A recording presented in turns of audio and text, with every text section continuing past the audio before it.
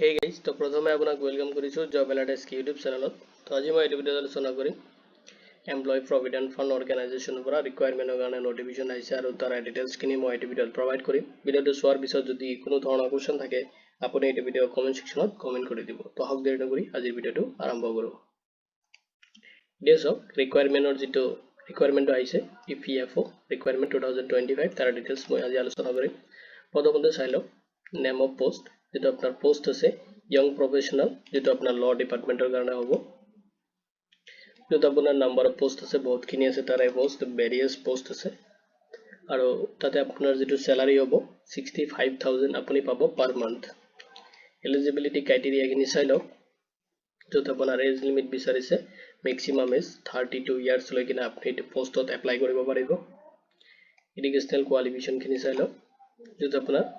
essential যিখিনি qualification আছে আপোনাক বিচাৰিছে ল গ্ৰেজুৱেট আপুনি যদি লৰ পৰা গ্ৰেজুৱেচন কমপ্লিট কৰিছে যেনেকৈ এলএলবি বিএ এলএলবি যদি আপুনি কমপ্লিট কৰিছে লগতে আপোনাৰ হেইটো ফিল্ডত কোনো ধৰণৰ এক্সপেৰিয়েন্স আছে তেতিয়া হলে আপুনি এটা পোষ্টৰ কাৰণে এলিজিবল হ'ব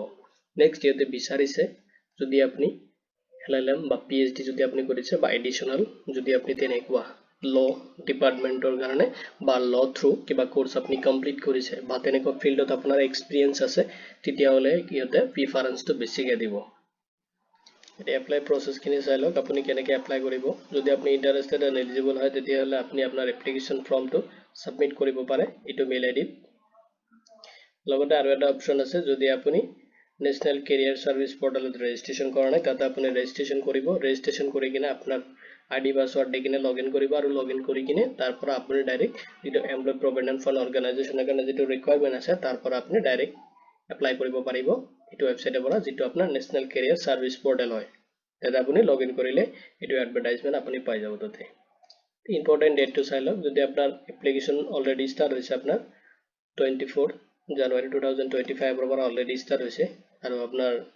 এপ্লিকেশনৰ যেটো লাষ্ট ডেট হয় 14 ফেব্ৰুৱাৰী 2025 তো ডেট আছে যদি আপুনি এপ্লাই কৰিব খোজে দেন আপোনাৰ যেটো এলিজিবিলিটি ক্ৰাইটেৰিয়া আছে গুটেখিনি মেচ কৰিছে তেতিয়া হলে আপুনি এপ্লাই কৰি দিব আৰু এপ্লাই কৰোতে যদি কোনো ধৰণৰ প্ৰবলেম পাইছে আপুনি এই ভিডিও কমেন্ট সেকশ্যনত কমেন্ট কৰি দিব আৰু এই ভিডিওৰ ডেসক্ৰিপচনত মই অফিশিয়াল নোটিফিকেশনটো লগতে যেটো অফিশিয়াল ওয়েবসাইটৰ লিংক আছে মই প্ৰভাইড কৰি দিম তাতে ক্লিক কৰিলে আপুনি ভিজিট কৰিব আৰু লগতে চাওক যদি আপুনি নিজে খুজিব আহিব তেতিয়া আপুনি যিকোনো ব্ৰাউজাৰ এটা ওপেন কৰি লব আৰু তাতে আপুনি সাৰ্চ কৰিব লাগিব epfindia.gov.in সাৰ্চ কৰিলে যেটো এমপ্লয়মেন্ট প্ৰভিডেণ্ট ফাণ্ড অৰ্গেনাইজেশ্যনৰ যেটো অফিশিয়াল ওয়েবসাইটৰ লিংক আছে এটো আহি যাব আপুনি জাস্ট ক্লিক কৰিলে এটো অফিশিয়াল ওয়েবসাইট আছে এটোত আপুনি ভিজিট কৰিব পাৰিব তো ভিডিওটো চোৱাৰ বাবে ধন্যবাদ দিকিনা আজি ভিডিও ইমানতে সামৰিছো